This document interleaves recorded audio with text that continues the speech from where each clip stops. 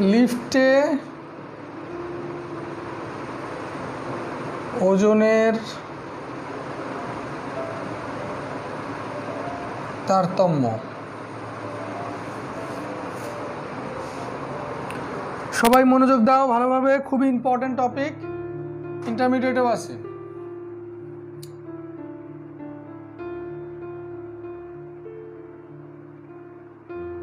আমরা জানি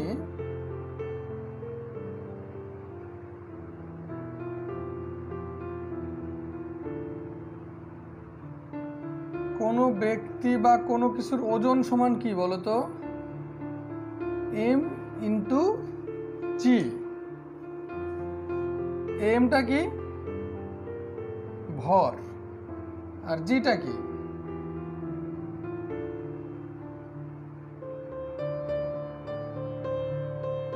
অভিকর্ষ ত্বরণ।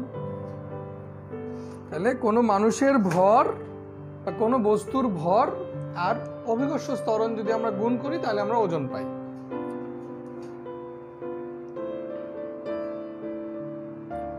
ওজন জিনিসটা কি? ওজন হচ্ছে তোমার ওপরে পৃথিবীর আকর্ষণ। এখন তোমার ওপর পৃথিবীর যে আকর্ষণ সেই জিনিসটা দেখো, এটা ক্যাপিটাল জি, এটা পৃথিবীর ভর, এটা তোমার ভর, এটা তুমি আর পৃথিবীর দূরত্ব। তোমার উপরে এটাই কিন্তু তোমার ওজন, যেহেতু এটা তোমার ভর, এটা পৃথিবীর ভর, আর এই ফোর্সটা হচ্ছে তোমার উপরে পৃথিবীর আকর্ষণ বল, সেহেতু এটা কিন্তু তোমার ওজন। এখন কথা হচ্ছে তাহলে ওজনের মান তো কম বেশি হওয়ার কথা না, তাই না? কিন্তু লিফটে যখন ওঠা হয় তখন কি হয় দেখো,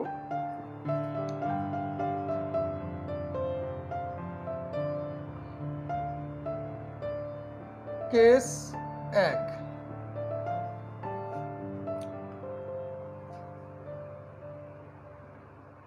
মনে করো এটা একটা লিফট, ওকে? এই লিফটের মধ্যে তুমি দাঁড়ায় আছো, কিন্তু এই লিফটটা উপরে উঠছে।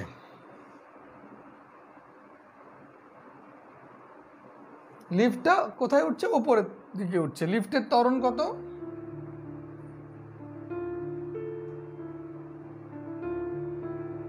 লিফটের ত্বরণ কত? A metre per second square ত্বরণে লিফট উপরের দিকে উঠছে। আর নর্মালি যে পৃথিবীর আকর্ষণ বল ওজন, সেই জিটা কোন দিকে ক্রিয়া করে? নিচের দিকে। এখন ভালো করে দেখো, নর্মালি আমাদের ওজন কত? নর্মালি আমাদের ওজন ডাব্লিউ সমান এম ইন্টু জি। তা আমি যখন পৃথিবীর উপর দাঁড়ায় আছি তখন কিন্তু শুধু জিটা আছে, এটা নাই। কিন্তু আমি যখন লিফটের মধ্যে উঠলাম তখন এই জিটাও আছে, সাথে সাথে লিফটের ত্বরণটাও আছে। এবার এখানে তুমি বলো তো,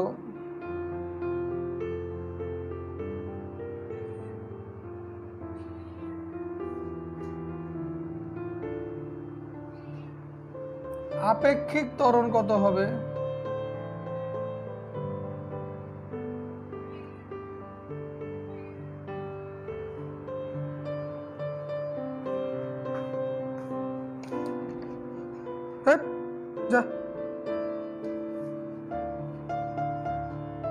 এখানে বলো তো, অভিকর্ষ ত্বরণ জি নিচের দিকে আর এই ত্বরণটা উপরের দিকে, তাহলে আপেক্ষিক ত্বরণ কি হবে? তোমাদেরকে আপেক্ষিক বেগ পড়াইছিলাম, মনে আছে? আপেক্ষিক বেগে আমরা কি বলছিলাম? আপেক্ষিক বেগে বলছিলাম যে ওজন আর দুইটা বস্তুর বেগ যদি একই দিকে থাকে তাহলে আপেক্ষিক বেগ হয় বিয়োগ, আর যদি দুইটা বস্তুর বেগ পরস্পর বিপরীত দিকে থাকে তাহলে আপেক্ষিক বেগ হয় যোগ। তাহলে এখানে আপেক্ষিক ত্বরণটা কি বলতো? জি আর এ পরস্পর বিপরীতমুখী না? তাহলে এখানে আপেক্ষিক ত্বরণ কিন্তু হবে জি প্লাস এ। এটা না বুঝলে সবাই বলো আমাকে। আমি গতিবিদ্যায় পড়াইছিলাম, একটা গাড়ি এইদিকে যাচ্ছে ভিএ বেগে, আরেকটা গাড়ি যদি এইদিকে আসে ভিবি বেগে, তাহলে একটা সাপেক্ষে আরেকটার আপেক্ষিক বেগ কত হবে? VA plus VB. যখন দুইটা বেগ পরস্পর বিপরীত দিকে থাকে তখন যোগ হয়, একই দিকে থাকলে বিয়োগ হয়। এখানে জি আর এ পরস্পর বিপরীত, তাই আপেক্ষিক ত্বরণের যোগ হবে, জি প্লাস এ হবে। তাহলে আপেক্ষিক ত্বরণ যদি জি প্লাস এ হয়, তাহলে এই অবস্থায় ওজন কত হবে? এম এর সাথে শুধু জি গুণ হওয়ার কথা, কিন্তু এখন আপেক্ষিক ত্বরণ, দেখো ভরের সাথে শুধু ত্বরণ গুণ হওয়ার কথা, কিন্তু এখন তো ত্বরণ আমাদের জি না, জি প্লাস এ, এই জন্য আমাদের ওজন হয়ে যাবে জি প্লাস এ। তাহলে কখন তুমি ওজন বের করার এই সূত্র ব্যবহার করবা? এই সূত্র ব্যবহার করবা কখন? যখন লিফট এ মিটার পার সেকেন্ড স্কয়ার ত্বরণে ঊর্ধ্বমুখী।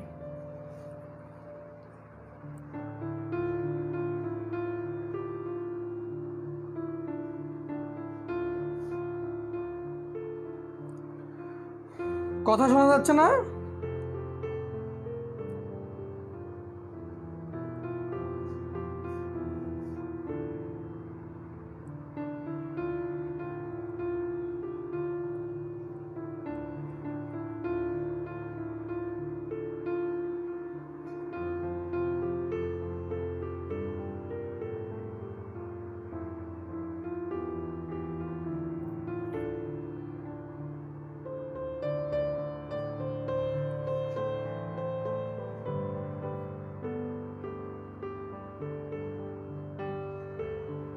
আচ্ছা, তাহলে এটা সবাই বুঝতে পারছো যে যখন একটা লিফট এ মিটার পার সেকেন্ড স্কয়ার ত্বরণে উপরের দিকে উঠবে তখন একটা ব্যক্তির ওজন হবে এম জি প্লাস এ, তাহলে ওজন বাড়বে।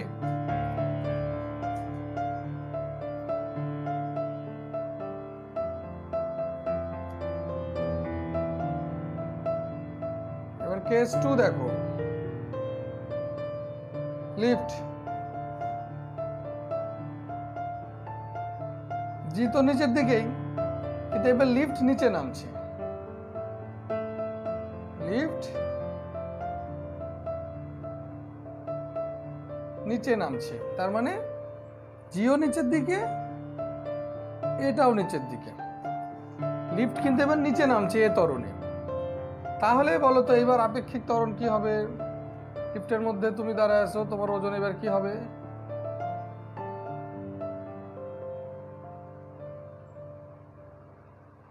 আপেক্ষিক ত্বরণ হবে জি মাইনাস এ। তাহলে ওজন কি দাঁড়াচ্ছে বলো? ওজন দাঁড়াচ্ছে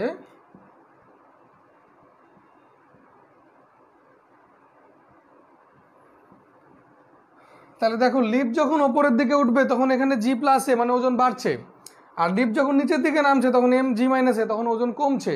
তাহলে লিফট যখন ওপরের দিকে উঠবে তখন তোমার নিজেকে ভারী মনে হবে, আর লিফট যখন নিচের দিকে নামবে তখন তোমার নিজেকে হালকা মনে হবে।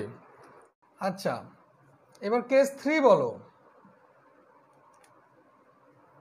তাহলে একটা বললাম লিফট উপরে উঠছে, একটাতে বললাম লিফট এ ত্বরণের নিচে নামছে।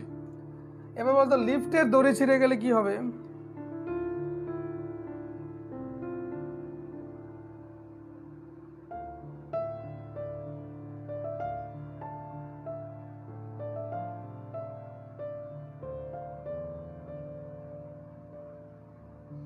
লিফটের দড়িটা ছিঁড়ে গেল, মানে লিফট যেটা দিয়ে সাসপেনশন করা থাকে ওইটা ছিঁড়ে গেল, তাহলে কি হবে?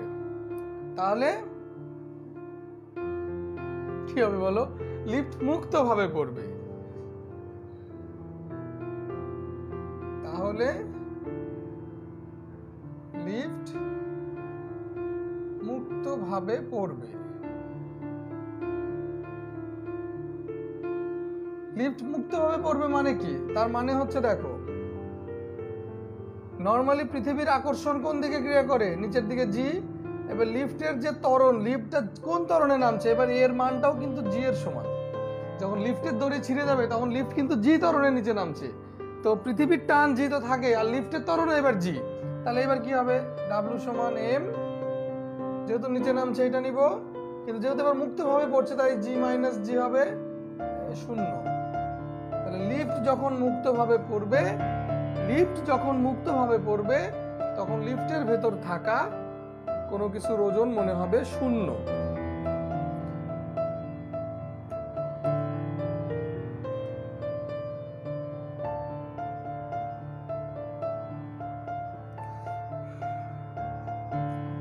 এবার দেখো,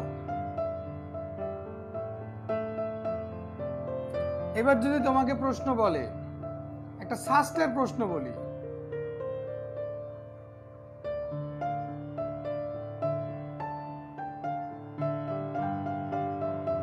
শাস্ত্র মানে সিলেট শাহজালাল, খুব ভালো একটা বিশ্ববিদ্যালয়, বিশেষ করে কম্পিউটার সায়েন্সের জন্য।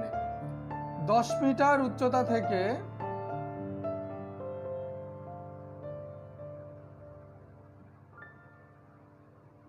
একজন বালক লাফ দিল। মনে করো একটা ব্রিজের উপর থেকে একজন বালক লাফ দিল পানিতে যায় পড়ার জন্য।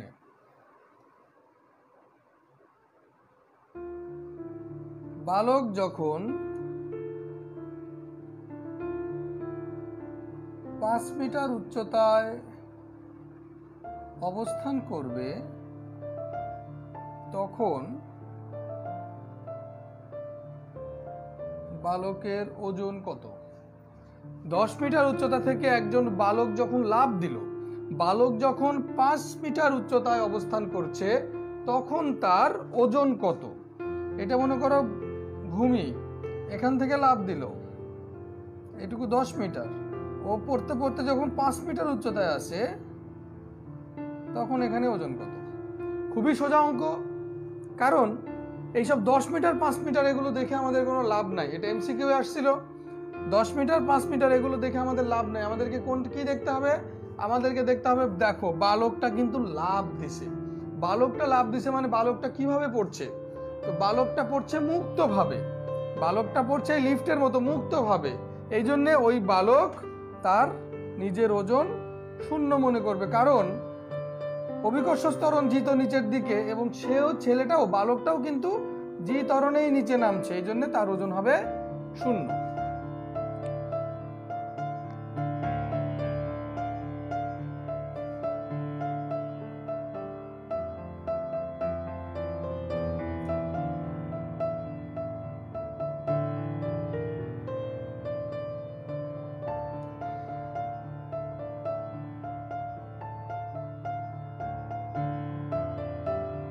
মিটার পার সেকেন্ড স্কয়ার ত্বরণে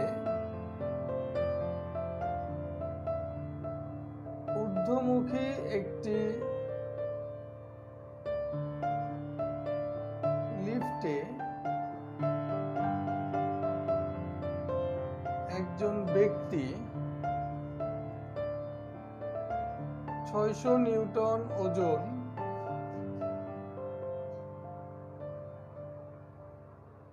অনুভব করলো।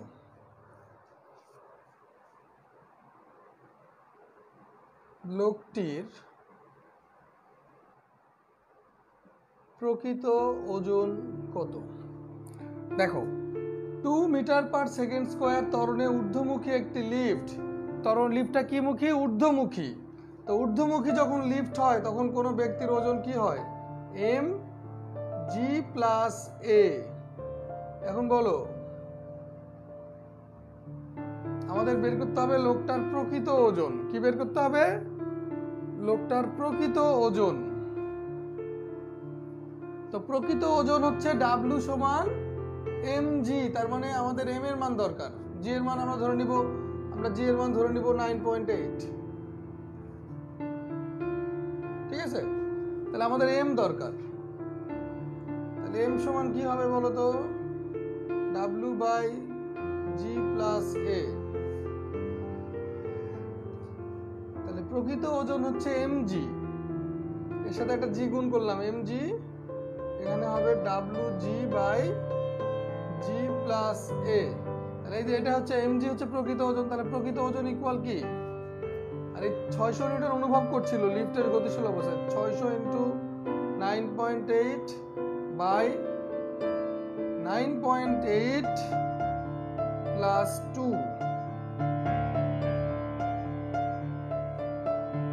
যা হবে এটাই হবে অ্যান্সার।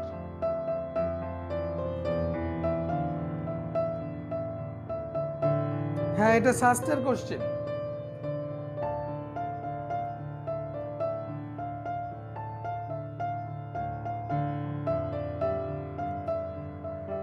সবাই মনে করে কি, দেখো শাস্ত্রের কোশ্চেন আমাদের মাথার মধ্যে একটা আছে, শাস্ত্রের কোশ্চেন অনেক কঠিন হয়, এই হয় সেই হয়, কিন্তু আসলে তোমার যদি বেসিক ঠিক থাকে এবং তুমি যদি টার্গেটটা যদি প্রথম থেকে করো, এখন কারো মনে করো বুয়েটে পড়ার স্বপ্ন, এখন সে ইন্টারমিডিয়েট পাস করার পরে চিন্তা করছে যে এখন তো ইন্টারমিডিয়েট পাস করলাম, A+ পেলাম, এখন আমি একটু চিন্তা করি বুয়েটের জন্য কি করব, তাহলে ওই ছেলে বা মেয়ের কোনোদিন বুয়েটে চান্স হবে না। যার বুয়েট টার্গেট, যার স্বাস্থ্যের টার্গেট, যার বিদেশে যাওয়ার টার্গেট, যার মেডিকেলে পড়ার টার্গেট, এই টার্গেটের জন্য যে লড়াইটা সেটা কিন্তু শুরু করতে হবে একদম এই 9-10 থেকেই, ঠিক আছে? কারণ এখন তোমার ধীরে ধীরে বেসিকটা তৈরি হচ্ছে, তুমি তোমার ব্রেনকে যেভাবে বুঝাবা, তোমার ব্রেনকে যেভাবে রেডি করবা, তোমার ব্রেন সেইভাবেই রেডি হবে। তুমি 2 বছর খালি মুখস্থ করতে থাকবা, আর ইন্টার পাস করার পর যে তুমি বলবা আমি বুয়েটে পড়বো, এখন আমাকে বুঝে বুঝে অঙ্ক করতে হবে, তোমার ব্রেন তো ওই বুঝে বুঝে অঙ্ক করার জন্য রেডি না, তোমার ব্রেন মুখস্থ করার জন্য রেডি। ব্রেন যদি মুখস্থ করার জন্য রেডি থাকে তখন তো তোমাকে মেডিকেলের দিকে চলে যেতে হবে, তাই না? তো আগে থেকে এই জন্য মাথা ঠিক রাখতে হবে।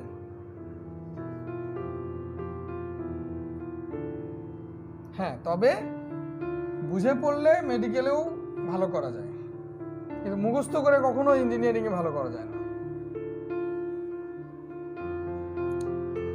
এখন একটা ব্যাপার, সেটা হচ্ছে যে লিফটে যারা উঠছো, সবাই লিফটে উঠছো আশা করি, তো লিফটে যারা উঠছো তারা এই জিনিসটা হয়তো ওইভাবে খেয়াল করছো কিনা কখনো, তবে এইবার যখন উঠবা তখন অবশ্যই খেয়াল করবা। সেটা হচ্ছে, মনে করো লিফটটা গ্রাউন্ড ফ্লোরে আছে, মনে করো এটা একটা 10 তলা ভবন,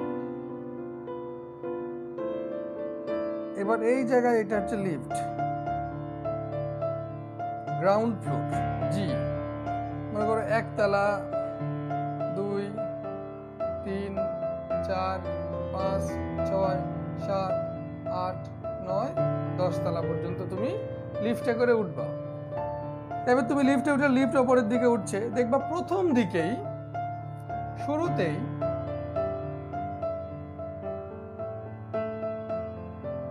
লিফট যখন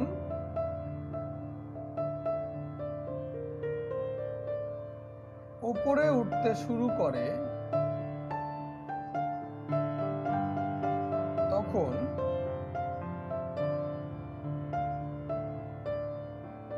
লিফটের ত্বরণ থাকে, তাই তখন নিজেকে কি মনে হয়? ভারী মনে হয়। কিন্তু একটু পরেই দেখবা সবকিছু স্বাভাবিক মনে হচ্ছে, নিজেকে আর ভারী মনে হচ্ছে না। একটু পরে 1 তলা ওঠার পরেই মনে করবা, একটু পরেই কি হয়, একটু পরেই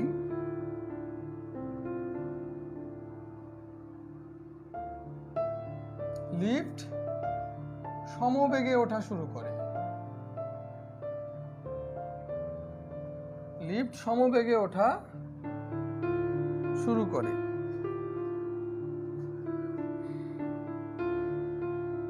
তখন আবার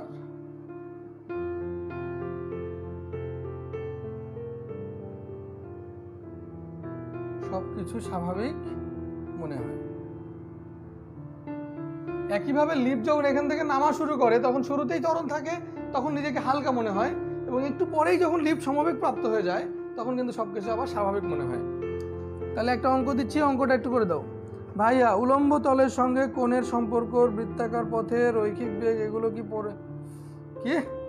ভাইয়া, উলম্ব তলের সঙ্গে কোণের সম্পর্ক আর বৃত্তাকার পথে রৈখিক বেগ, এগুলো কি পরে বুঝাবেন ভাইয়া?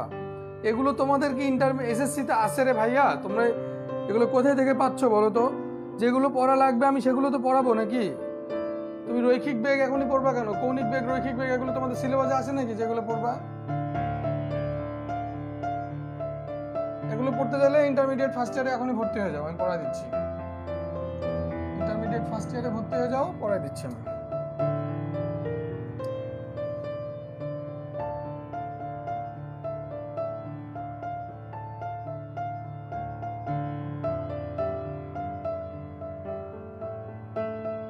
ষাট কেজি ভরের এক ব্যক্তি 60 কেজি ভরের এক ব্যক্তি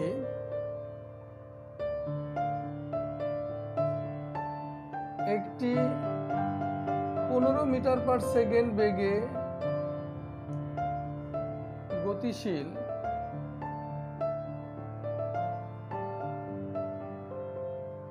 ঊর্ধ্বমুখী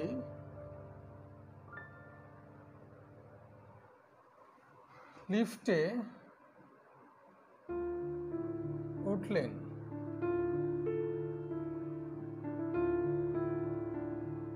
ব্যক্তির ওজন কত হবে? করো তো অঙ্কটা সবাই। কারণ নাই, লিফট কিভাবে উঠছে? লিফট সমবেগে উঠছে না, তাহলে তো তোমার ডাব্লু সমান এম, ওপরের দিকে উঠছে জি প্লাস এ হওয়ার কথা। 60 9.8 ত্বরণ তো নাই রে বাবা, সমবেগে চলছে না, একটা 15 মিটার পার সেকেন্ড বেগে উঠছে, ত্বরণ তো নাই, তাহলে এটা হিসাব করো। তাহলে একটা জিনিস মনে রাখবা, লিফট যখন সমবেগে চলবে তখন ওজনের কোনো তারতম্য হবে না। আবারও বলছি, লিফট যখন সমবেগে চলবে তখন ওজনের কোনো তারতম্য হবে না।